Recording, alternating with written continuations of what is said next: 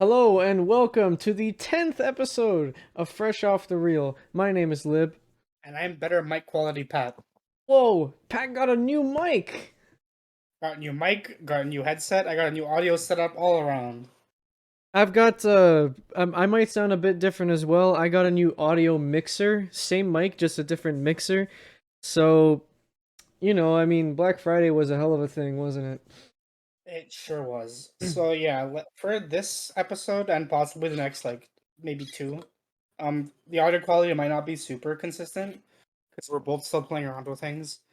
But hopefully, in the end, it leads to a better listening experience for you guys and a better recording experience for us. It's better all around. Something funny, this is the second take. Yeah, it is the second take. It was not even 5 minutes and we already fucked up the first one. So let's do it again. It's funny because the episode where we have new audio shit and now we're having audio problems is the same episode that we're calling the musical episode because this week we watched Tick Tick Boom, a 2021 And film directed by Lin-Manuel Miranda, a terrible actor. some would even say a terrible person. But all I can say is, he's pretty good behind the camera. I like this movie. This is a really good one coming from two guys that don't really like musicals. I'm starting to turn around on them. Right, I might enjoy a musical or two now. Yeah, so let's talk cinema. So Pat, what'd you think about this movie? Yeah, so let's just get like this thing out of the way. Let's throw it out there. I really enjoyed this. I think if you have a Netflix subscription, you should definitely check this out. It's not long. It's like it's 100, under 2 hours for sure. it's 121 minutes. That's what I have a Yeah. letterbox open. It's short. The songs are good. There's two songs that I'll talk about when we get to it later that I didn't like. But for the most part, I thought the songs were pretty good. I thought the acting was pretty damn great. Andrew Garfield gives what I would call the performance of his career, and that's a really high praise because I think anyway he's a fantastic actor. Yeah, I think if you have the opportunity to see this, you definitely should. The soundtrack's on Spotify if you want to give that a listen. Yep. It's just a great time. If you're into musicals at all, if you're a theater kid, you'd probably get a hoot out of this. It's just a great movie. I gave it 4.5 out of 5. Depending on my mood, it might become a 4 out of 5, but generally, I thought this was pretty great. I also gave this a 4.5 on 5. Like I said, I'm not a huge fan of musicals. I'll re-explain it again because I think when we talked about La La Land in episode 2, I said I always felt like musicals, like when the characters would break out into song, I would always feel super awkward, like I shouldn't be there. I shouldn't be hearing this. And a lot of musicals don't really integrate the song into the story.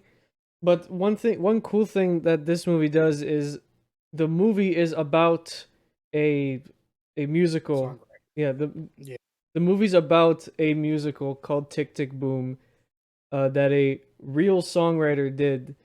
Oh, by the way, if you didn't know, this is based on a true story. This is a love letter to, Jonathan Larson yeah, was played by Andrew Garfield, but he's real. he's a real Everything. man. Yeah, this musical, I should say, was real. This is just an adaptation of that story.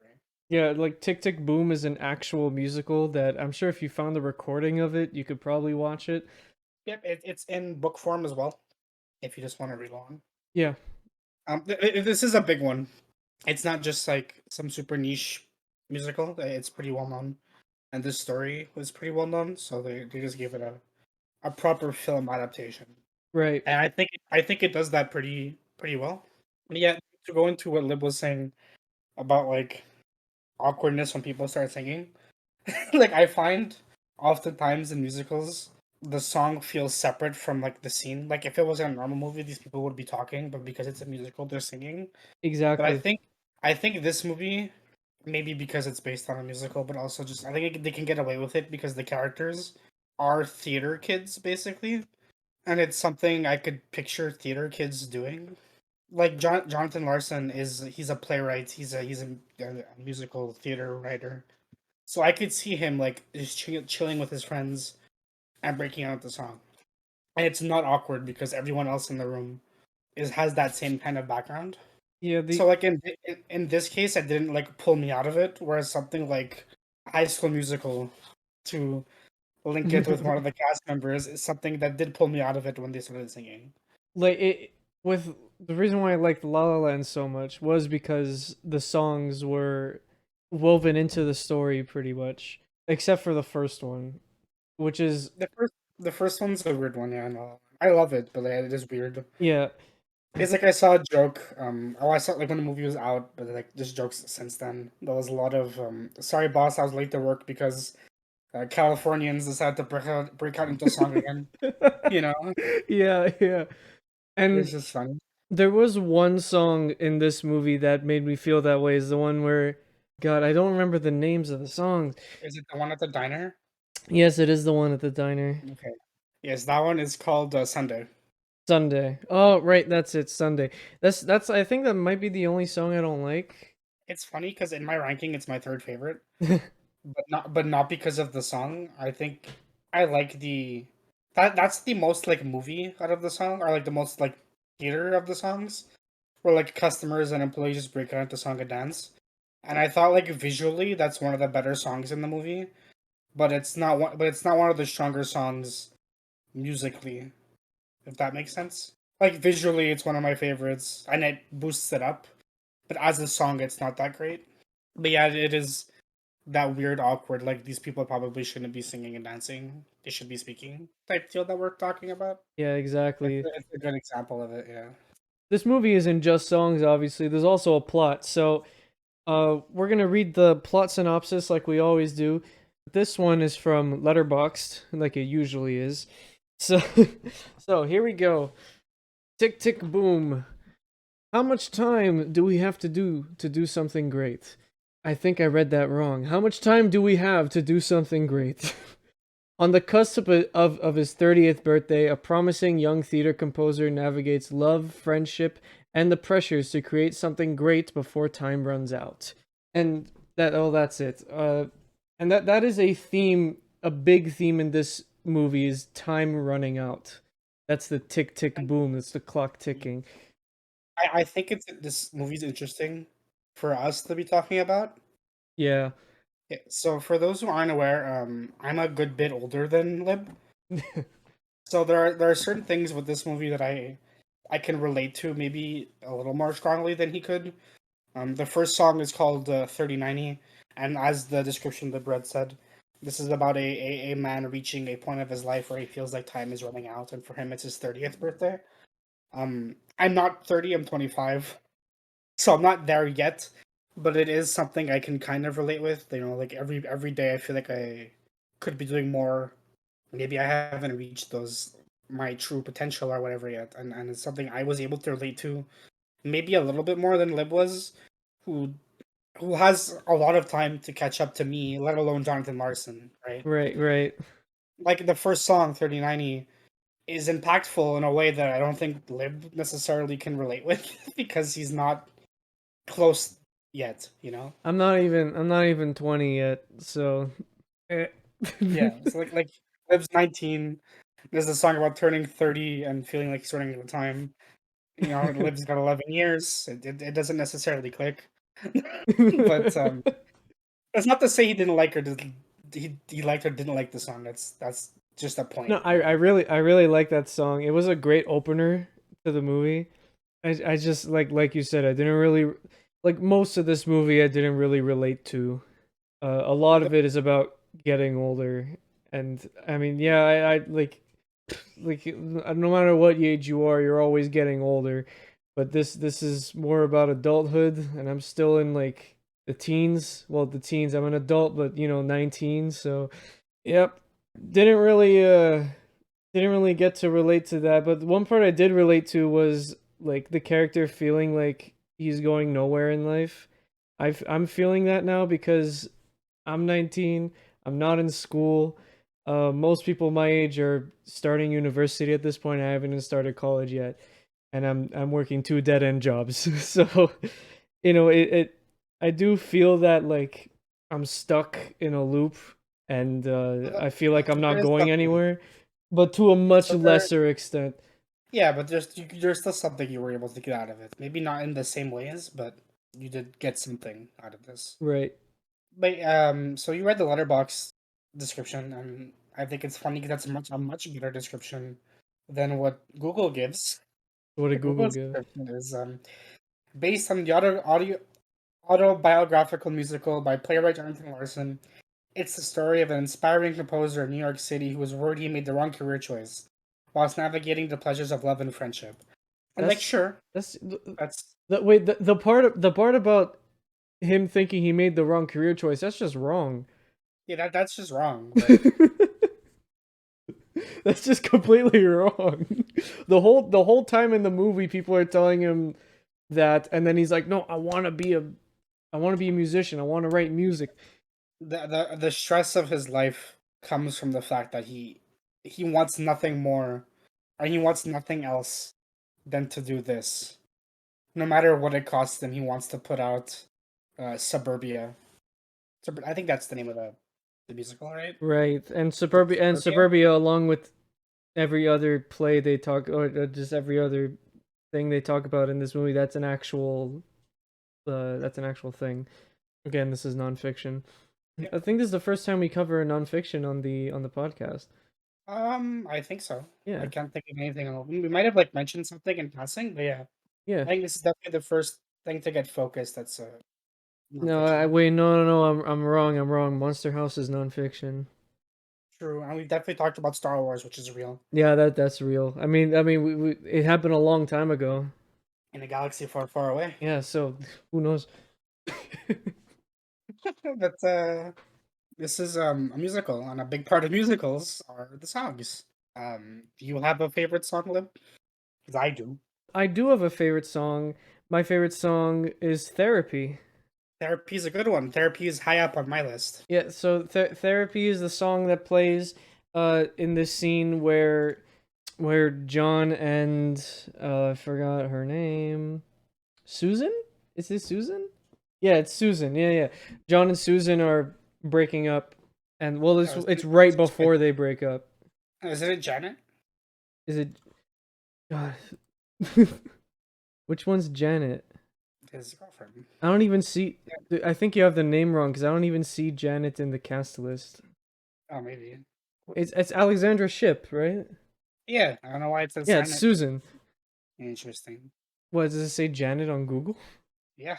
I don't know why, but okay. Well, whatever. What the fuck? Okay, well we don't know if it's Janet or Susan, so we're just No, gonna no, say it's Alex. Susan. No, it's Susan. I googled more, but like, it's Okay, just it weird. is Susan. Okay, so Yeah, Susan, yeah. she like comes to Andrew Garfield's apartment, and like they have this argument, and then like it looks like they're gonna make up, but then he tries to turn that argument into a song, and Yeah, then and they break up. yeah. She asked the question because, like, when they're hugging, he's like tapping on her back, like as if he's playing a piano. And she asked him, like, "Are you trying to turn this into a song?" And like, of course he is, right? Like, He turns everything into song. Like in the movie, they talk about so many times how he like just makes up songs about everyday objects. Like he saw a salt shaker and made a song about it. yeah, and like that's just who he is, and that's that character's breaking point where she realizes he'll never change. The argument is based on because she's trying to move away to the Berkshires. Yep. Like, it's a big move, and she's dating Jonathan, so they have to make it's a decision you have to make together, you know. But he's so obsessed with making Suburbia that he basically pushes her away, and that was the straw that broke the camel's back. That's like the whole theme of the song. While Jonathan Larson and Vanessa Hudgens' character, I don't remember her name, but Uh, in the they're singing Carissa. about Carissa. Yeah. Jonathan and Carissa are singing about like a made up therapy scenario where they're like venting to each other. Like, "Oh, I'm sorry you felt sorry that you felt that way," that kind of thing. It's a very quirky, funny scene in the musical part of it. That is like the backdrop of Jonathan arguing with his girlfriend for real. I just really like that scene, Yeah. and the song is really good. That's why it's my favorite. I related Yep. to that one a lot, but in a Yeah, lot same. of shitty relationships.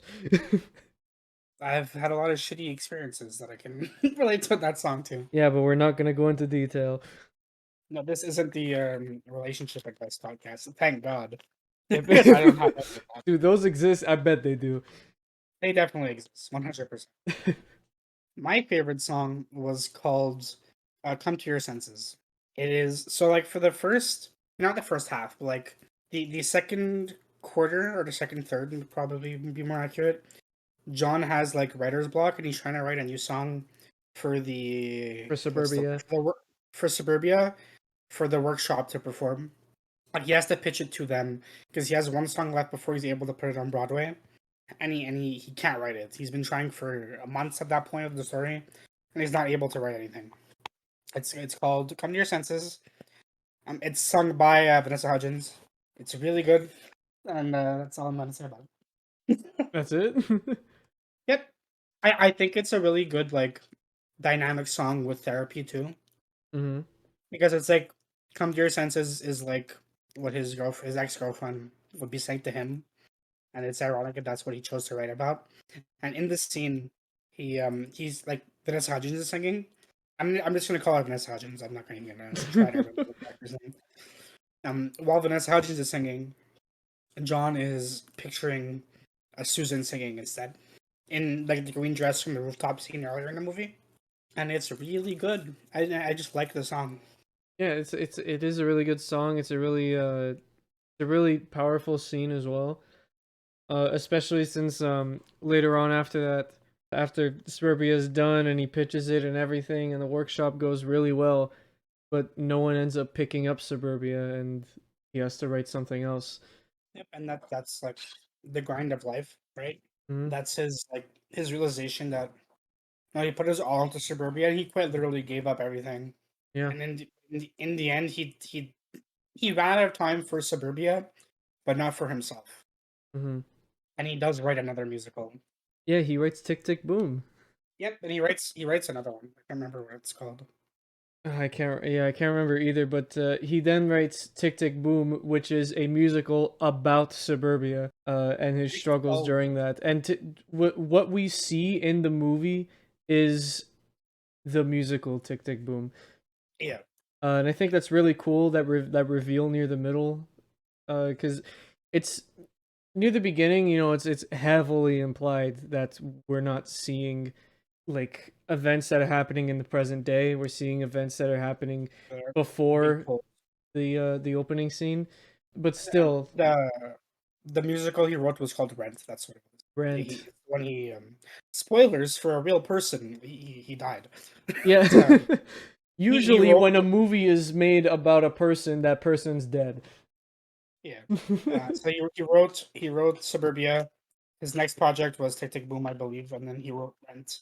Like you might have actually heard of Rent. It got made into a movie a long time ago. It's a very famous musical. Death also plays a huge factor in this movie.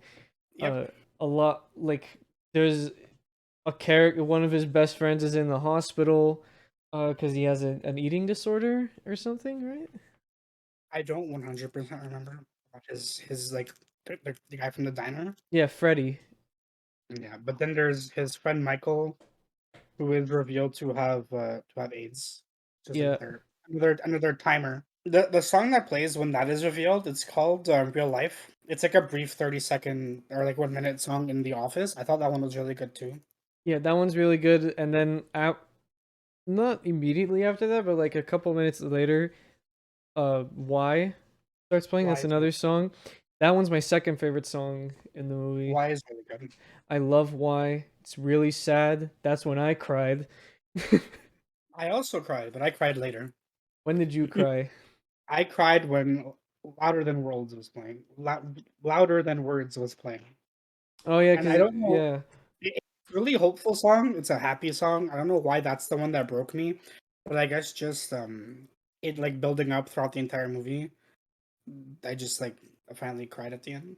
yeah. This movie is very um like it's really emotional. There's a lot of emotions that are thrown at you. There's like the first half is really kind of cheery and jokey, and then in the middle you start to get weird, like with the breakup, and then and then John John with his Smith's, like, crunch time and everything, and then right as the reveal that Michael has AIDS, then it becomes like super sad, and then Suburbia gets doesn't get picked up by any producers, and he has to completely restart, and he's losing everyone in his life. but The like it leaves you with a bit of hope. Yeah, With a lot of words, but then he dies. you're told he dies after that, but Yeah, you're told he dies, but he achieved his dream. So yeah, it's not but just sad. it but the because the sad thing is he never got to see his dream. Yeah, but an artist lives with it with their art, right? So in a way, he's still like he still lived to see it in a different way. Yeah. And everyone else around him got to live to see it, Mm-hmm. including you, the audience. Yeah. It's funny how that works. Funny how life works, isn't it? It's funny you mentioned like the jokey beginning. It's like the second song is called Boho Days, and it's just him and his friends bumming around drunk in his apartment. Yeah. And he's just like naming all his friends and his past roommates and his neighbors, and they're just singing about how life's great, life's fun. I really like that song. Like it's dumb, but it's fun. It is. It's the beginning of the movie and the end of the movie are like night and day. Yeah, Something cool. Not every musical does this, so it's fun to point this out. Andrew Garfield is actually singing. They don't have. I don't think they have any dubbed songs. Well, obviously they're all not that dubbed, but like I don't. not dubbed by someone else. Like it's Yeah, Andrew Garfield. yeah. It's Andrew Garfield singing. It's Alexandra Sheep singing. Like Yeah, the song. everyone who sings in this movie is singing in the songs, and not every musical does this. Yeah, Uh, and like not every actor can sing, right? yeah, So it's cool that they were able to do it and they were able to sell it so well. And Andrew Garfield can sing pretty well in this. he can. He really can. Let's Was hope it a one off and he do it again? Probably, but he's gonna sing in No Way Home. he better. uh, So we went over one of our favorite songs. Do you have a least favorite song? I do have a least favorite song. I don't like Sunday. Interesting. Sunday is the song that plays at the diner. It's near the middle of the movie. It's when like John, like the song's about John pretty much being done with his day job. Yep. And remember when I said I don't like when musicals take you out of the story just to make random characters, strangers that are not even affiliated with the story, to just get them to get up and dance and start singing? Yeah, that's exactly Yeah. what happens in Sunday, and that's why I Yeah. don't like it. That, that's literally the song we talked about earlier. Yeah, this is literally this is like the filler song. That's like a song for the sake of having a song. Yeah. My least favorite songs two is Ooh. a tie between swimming. It's the song that plays while he's having writer's block and he's in the pool and Oh he's thinking yeah. about his. It's right after the breakup, so he's thinking about Susan. Didn't like that one. I thought that was really like boring song. I don't know. It just didn't really do anything for me. But at the end of the song, that's how he gets the idea for come to your senses. Yeah, but like the song itself doesn't really do much for me. And then there's a play game. That's the weird rap like halfway through the movie, right before he gets his workshop. Oh my god, yeah, I forgot about that song. Yeah, it's sung by like that random like guy auditioning for the workshop, Mm-hmm. and I did not like it. It really took me out of the moment because it's the only song I think that just doesn't fit. You could just It just take it like out. you could take it out and it doesn't change much. Right. Like it's a song about how like struggling actors in New York have to like play the game. And they have to like just grind it out. And like the meaning of the song fits, but I find like it being a rap is what takes me out of it. I don't know. It was a weird one. I didn't like it. I skipped it like when I re-listened to the soundtrack twice, like on Spotify, and both times I skipped it. It's a really weird song. Like, it just does nothing for me. The fact that I completely forgot that it was in the movie, and we just had to cut so I could go listen to it. Yeah. It's kind of like that, the movie came out in 2021, so you got to put a rap in it. Yeah, Kind of what it felt like. but other than those two, I think I like most of the other songs. Why is really good. We didn't talk about Johnny Can't Decide, but I think it's a really good song. It's when Susan first brings up moving to the Berkshires, and like they're having a conversation that breaks into song about how he can't decide between her and his job basically. Green Dress is a short but cute one. It's like right after the house party on the rooftop. No More is one I really like a lot. It's when Michael talks about his new apartment. And like they're comparing the new apartment to the old one, and it's just really funny. The visuals there are great. Oh yeah, that one really reminded me of La La Land. Yeah, yeah, I agree. It's just a really fun song. And I think that's all the songs we talked about. 3090, Boho Days, Green Dress, No More, Johnny Can't Decide. Yeah. Sunday Therapy, Swimming, Real. Yep, we did all of them. I talked about Andrew Garfield's acting, but I also wanted to talk about. Let me just pull up the actor's name. For who? Michael. I can't remember the actor's name. Robin de Jesus.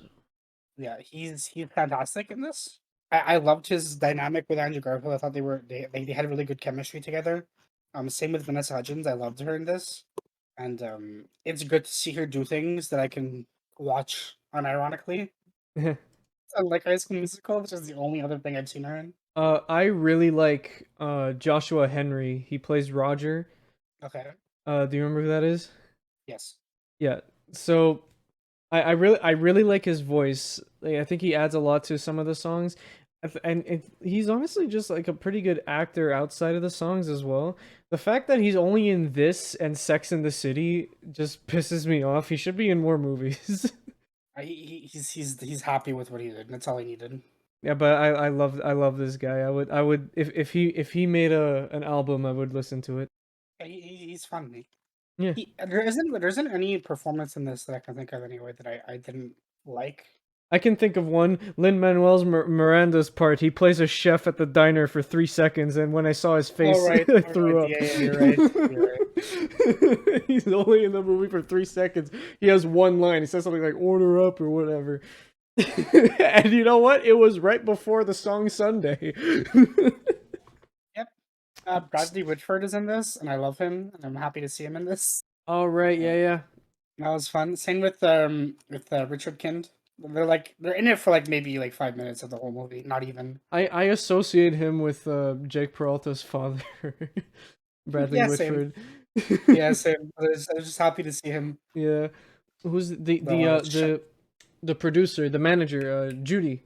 Oh yeah. She's great. She's fun. very energetic. She's a stereotype, but she's like a fun stereotype. So Yeah. it's okay. I think that's all I have to say about the cast. I thought it was really Yeah. good. Everyone's performances are really solid. All the people singing do a fantastic job singing. I thought it was great. I really enjoyed this. Yeah, I was pleasantly surprised by this. I would watch it again, and I would definitely recommend it to anybody who has Netflix or can find it, because you could find it very easily. Yes, but we don't condone piracy. We don't condone piracy, but if you want to find Except it, when find watching movies about sand. it. Movies about sand that shall not be named. And with that, I think we're gonna move on to Hot Off the Presses, the segment where we talk about movie news, things that happened the week we were gone, for new trailers, new stuff, whatever. But before we do that, we have a special announcement. Listen, guys, Christmas is right around the corner, and even if you don't celebrate, you know it's like the time of giving. We are doing a charity live stream called The Disaster Party. It's happening on December 19th at 11 a.m. Eastern Time on the Twitch channel, twitch.tv/ToonManLive. We're both gonna be there. It's a 6-hour stream. We're both gonna be there. We're gonna have our friend Nat. We're gonna have Steph. We're gonna have Ben. We're gonna have so many people there, trying to raise money for the charity Stand Up to Cancer, to donate to hospitals and cancer research centers and all that stuff for children to adults. So if you want to help us donate to a really good cause and have some fun while doing it, then make sure to join us on the Disaster Party on December 19th at 11 a.m. Eastern Time on the Toon Man Live Twitch channel. 6-hour long stream. We're gonna have so much stuff to do. You guys are gonna love it. We're gonna have milestones. We're gonna have prizes to give away. It's all in the Maybe spirit of the holidays. we'll even talk about movies. Yeah, we might even do a mini episode. Who knows? But with that being said, that was your first news, the biggest news, I would say. And following that, much smaller scale news.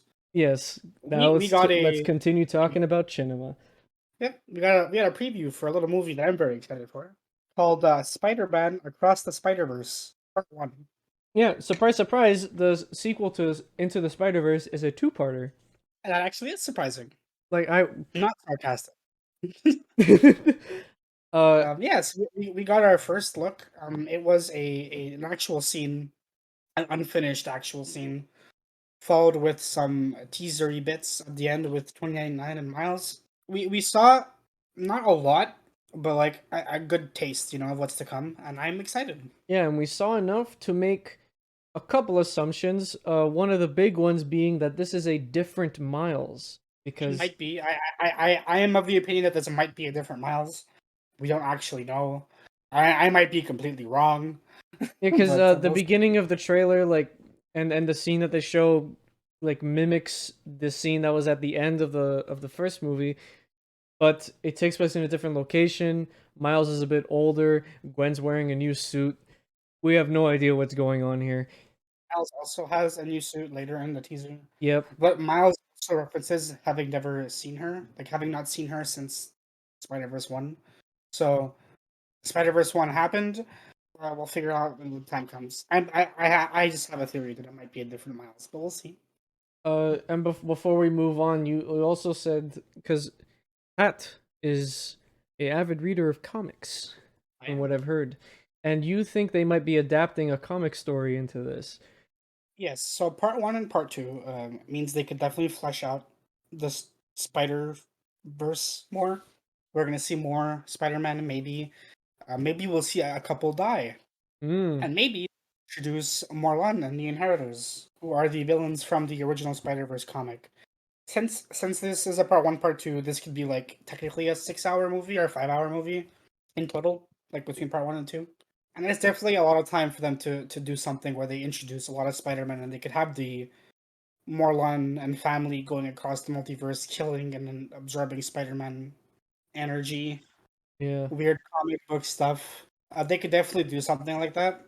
I would like that because I think Morlun is really cool, and I don't think Morlun's ever going to be in a movie. That'd be interesting. Let's be real, live action stuff probably gonna be limited to Peter Parker, maybe a Miles at some point. So like these Spider Verse animated movies are the perfect places for us to get stuff like 2099 and little things like maybe Spider-Man India or maybe Mayday Parker. I think it'd be really interesting to get these people some screen time. Yeah, so that was the Pat comic book power hour. It being a two-parter also means we're gonna have to wait a super long fucking time because of how this movie is, animated. So Maybe, or maybe they'll be prepared and they'll have like part 1 2022, part 2 2023. Who knows? I don't know. For some reason I doubt it, but we'll see. We'll see. I trust them with my life. All right. Next up, after that, sticking with the Marvel theme, Shang-Chi and the Legend of the Ten Rings is getting a sequel. That was confirmed today at the time of recording. It's getting a sequel and a Disney Plus show. Yes, I believe all by the same director as the first movie. Yeah. When this is going to take place in the timeline, we have no idea. But speaking of things taking place in the timeline, it's been confirmed where No Way Home is on the timeline immediately after Far From Home. So next up, we have a confirmation by God himself, Kevin Feige, who confirmed that Charlie Cox will be back as Daredevil at some point in the future. He said when and where has yet to be seen, but if Daredevil makes an appearance in the MCU again, it'll be Charlie Cox playing him. And I'm very excited about this. I love the Daredevil MCU series. If and when Daredevil reappears in these movies, I'm expecting it to be a reboot, or like a soft reboot. Probably won't be the exact same Matt Murdock, but I'm excited regardless because I think Charlie Cox is fantastic as Daredevil, and I want to see him beat me up again. Yeah, because I want him to there's beat how me up. many seasons of Daredevil? There's 3. There's only 3. And it came out a while ago, right? Yeah, it got the show got canceled in 2017. Yeah, so okay, so they clearly can expect viewers of the like if there's a movie that comes out, they clearly can expect everybody to have seen that show, of course. But Uh but you should because it's amazing. yeah, if you have a Netflix subscription, it's good. I haven't seen it yet though. He's gonna, whether he wants to or not. He's gonna force me to. Yep. He's gonna hold my eyelids open while I watch. All right, so next up, we got a confirmed list of the animated movies that are eligible for the Oscar for Best Animated Picture. Now, I'm looking at the list right now, and it's literally every animated movie, major Yeah, animated yeah, movie yeah. that came out. So of these are all the eligible ones. So of these, only 5 will actually be nominated. So we'll just read them off quickly. We have The Addams Family 2, The Ape Star, Back to the Outback, Belle, Bob Spot, The Boss Baby, Family Business. The winner, by the way, no contest. Crypto Zoo, Encanto, Flea, Fortune Favors Lady Nukiko, Jose the Tiger and the Fish, The Law of the Universe, The Age of Ohim, Luca, Mitchells vs. the Machines, My Sunny Mad, Paw Patrol the Movie, close contender for second place below. Pompo the Cinephile, Poupel the Chimney Town, Raya the Last Dragon, which is probably to get nominated because it's Disney. Yep. Ron's Gone Wrong, Sing 2, The Spine of the Night, Spirit Untamed, The Summon of the Gods, Vivo, and Wish Dragon. Like, honestly, like I don't half of these I don't know what they are. Some of them I can't even believe they're part of the list. For Well, like eligible movie just means all the movies that came out within the time frame that the Oscars lives in. yeah, So a lot of these make sense. I think Encanto, Luca, Raya, and The Mitchells versus the Machines are easy nominees. Like those 4 for sure. yeah, I feel like Pixar usually always wins. So, Yeah, I think Luca has this pretty handedly. but I feel like the Mitchells versus the Machines Deserves it. deserves it. Yeah. I mean, Yes, it's not like I they've agree. never picked a Sony movie to win. I mean, Spider-Verse won one year. So, we'll see. I don't think Raya deserves a nomination, but because it's Disney, it's probably gonna get nominated by default. Yeah, Mm. like I Encanto deserves it, but I don't know about Raya.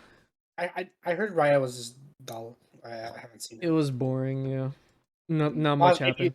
Boss Baby Family Business is the clear winner though, no contest. Let's be real. No, dude. It's obviously the Paw Patrol movie. I know you're right. You're right. I mean, I gave both 5 out of 5. So don't get me. Jose the Tiger and the Fish is an interesting pick.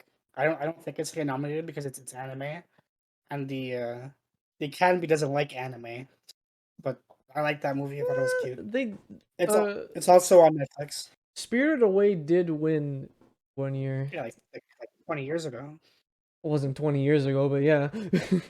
It was the year after Almost. Shrek. Shrek it was the second best animated picture that ever won, right? There's something like that. I don't remember, but we'll see what happens. We're gonna Oh, speak. 20, it's almost 20 years ago. Oh, okay. What was it? 2003? 2001 in Japan. I don't know when it came out here. But no, but when did it win an Oscar? Let's check. While I do that, you can read the next point. Yeah, so we're gonna talk more about the Oscars stuff when our Oscars prediction episode comes out. Um, expect that sometime in January. Yeah, 2003. So almost 10 years ago. Almost 20 years ago. Nice. So next up, Tom Holland was cast as Fred Astaire for a new Sony biopic, and that's hilarious because Fred Astaire specifically said that he never wants a movie made about him, and now they're It's making a it's movie about him. Yep, and it's funny that Tom Holland was cast because clowning on Tom Holland is the cool thing to do. Yeah, he's the new Rock. I mean, that's that's pretty much. I don't really. We have no other information about this other than Tom Holland was cast Yeah, as Fred yeah, Astaire.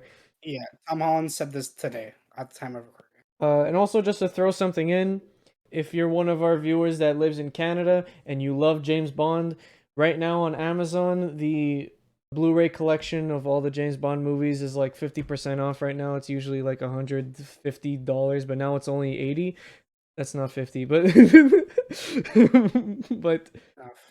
if you're looking for an opportunity for James Bond to shove shaken, not stirred vodka martinis down your throat, and that would be a great time.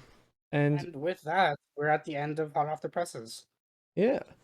So, finally, time to move on to our last segment of the show called Backlogged. This is the segment where we recommend each other movies and we talk about them in the episode after that. So, last week, Pat recommended me an anime.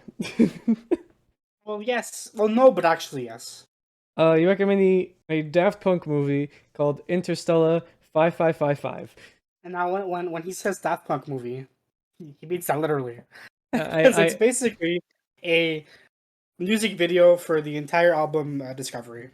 Yep, so this is a 2003 movie directed by Daft Punk and Kazuhisa Takenouchi.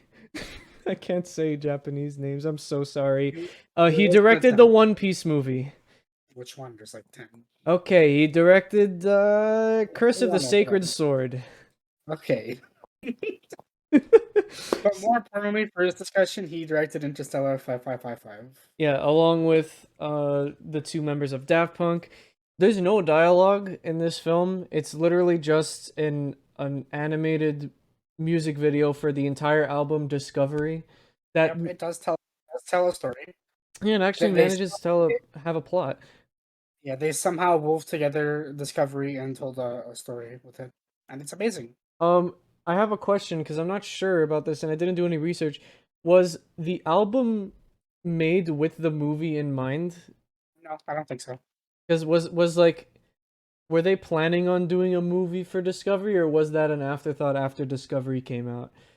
I think it was an afterthought because the movie came out 2 years after Discovery did. Because it's very convenient how a lot of the like, I mean, I get how the movie is like written with the album, but it feels like some of the songs were just made for the movie.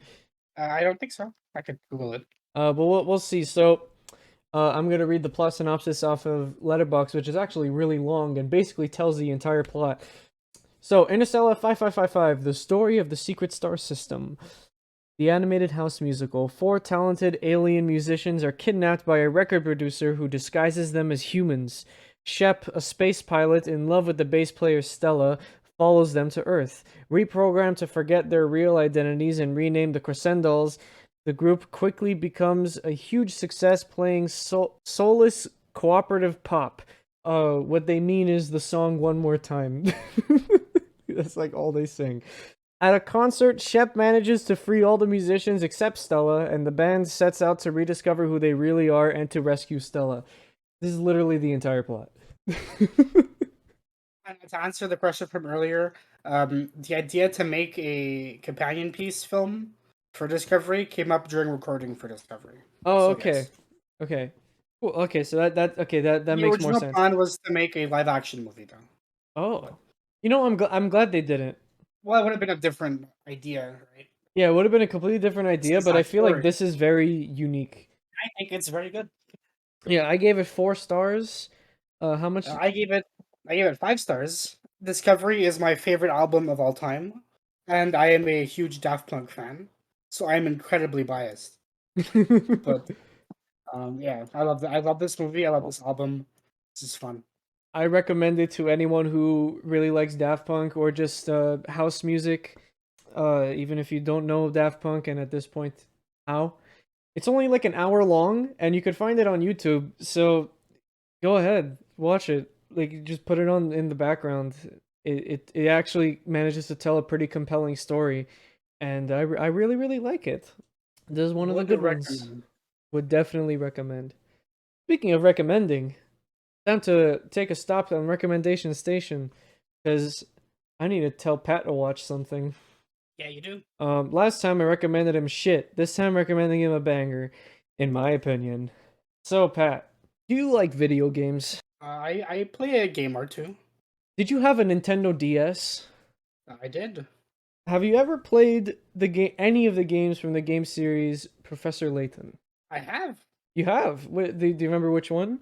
The 3DS one. The 3DS one? That's Miracle Mask. Did you know that I think it was back in the DS, like near the end of the DS's life. They made a movie. I didn't know this movie existed. I did not watch it though. Yeah, I think we've talked about it off camera because, like I said, I really liked it. Pat recommended me an anime, so I'm gonna do the same thing. Pat, I'm gonna say that you should watch Professor Layton and the Eternal Diva. It is not an Okay. adaptation; it's an original story. Okay.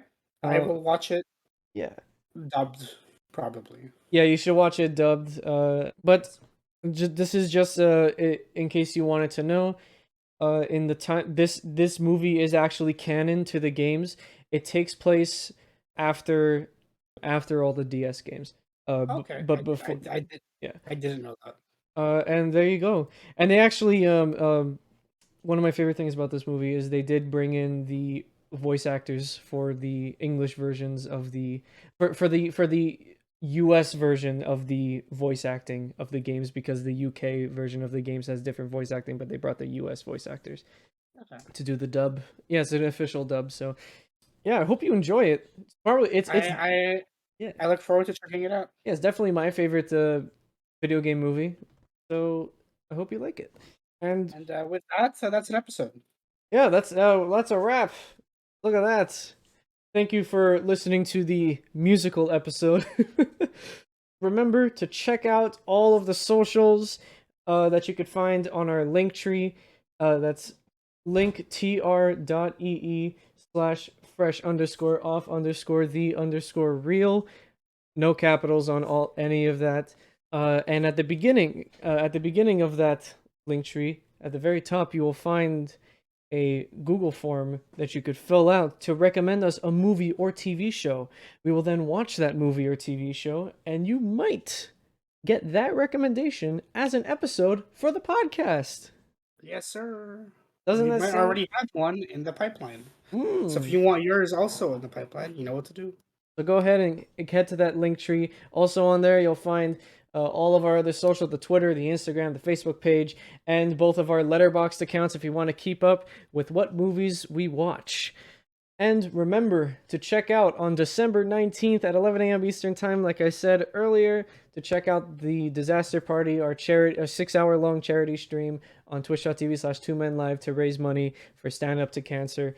Thank you, everybody, so much for listening. We're going to sign off here, so we will see you in a theater near you. Good night, everybody. Goodbye.